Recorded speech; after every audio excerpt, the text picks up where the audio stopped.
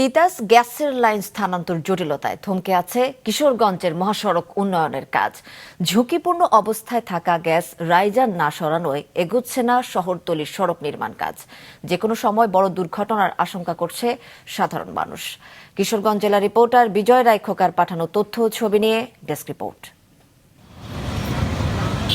কিশোরগঞ্জ করিমগঞ্জ চামড়াঘাট জেলা মহাসড়ক উন্নয়ন প্রকল্পের আওতায় ২০ কিলোমিটার সড়কের কাজ ২০২০ সালে শুরু করে সড়ক ও জনপথ বিভাগ।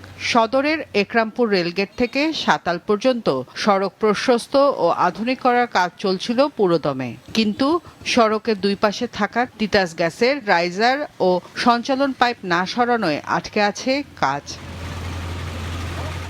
গ্রাহকদের অভিযোগ, রাইজার ও পাইপ সরানোর জন্য মোটা অঙ্কের টাকা দাবি করছে তিতাস গ্যাস ট্রান্সমিশন ও ডিস্ট্রিবিউশন। তিতাস গ্যাস কিন্তু মোটা অঙ্কের টাকা চাচ্ছে। মোটা অঙ্কের টাকাটা কেন চাচ্ছে আমরা চাই সরকারের কাছে এটা দ্রুত জানে তিতাস গ্যাস এই লাইনগুলি সরায় নেয়। এরা প্রতি গ্যাসের জন্য ৬০,০০০ টাকা চাচ্ছে, এরা গ্যাস লাইন সরাই দিবে ৬০,০০০ টাকা নিতে চায়।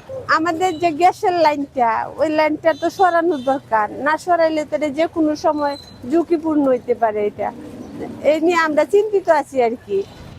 সড়ক ও জনপথ বিভাগের নির্বাহী প্রকৌশলী বলছেন, জননিরাপত্তা ও প্রকল্পের স্বার্থে দ্রুত লাইন সরানো ছাড়া বিকল্প নেই। এই বিষয়ে আমরা উন্নয়ন সমন্বয় সভা থেকে শুরু করে তিতাস গ্যাসের সংশ্লিষ্ট কর্তৃপক্ষকে চিঠি দিয়েছি। ওনারা আমাদেরকে আশ্বাসও দিয়েছে এটা খুব দ্রুত সরিয়ে নেবে, কিন্তু অদ্যাবধি এখনো রাইজারগুলি সরিয়ে না নেওয়ায় আমাদের উন্নয়ন কার্যক্রম বিঘ্নিত হচ্ছে। তিতাস গ্যাস ট্রান্সমিশন ও ডিস্ট্রিবিউশন কর্তৃপক্ষ জানায়, নিয়ম অনুযায়ী রাইজার ও পাইপলাইন সরানোর খরচ গ্রাহকদের বহন করতে হবে। রোজ বলতেছে যেটা গ্রাহকদেরকে আমরা ক্ষতিপূরণ দিয়ে দিচ্ছি, এখন আমরা আর এই ব্যাপারে ইয়া করবো না। এই জন্য গ্রাহক যারা আছে তাদেরই বহন করতে হবে এটা ক্ষতিপূরণ।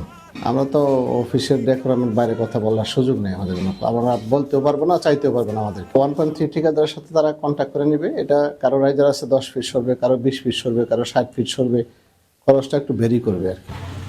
জেলা সদর থেকে সাতাল পর্যন্ত সড়কের দুই পাশে রয়েছে শতাধিক গ্যাস লাইন। এসব লাইন না সরানো পর্যন্ত বন্ধ থাকবে সড়কের কাজ। এতে প্রকল্পের ব্যয় ও সময় বাড়ার পাশাপাশি বাড়বে মানুষের ভোগান্তি। মাছরাঙা নিউজ ডেস্ক।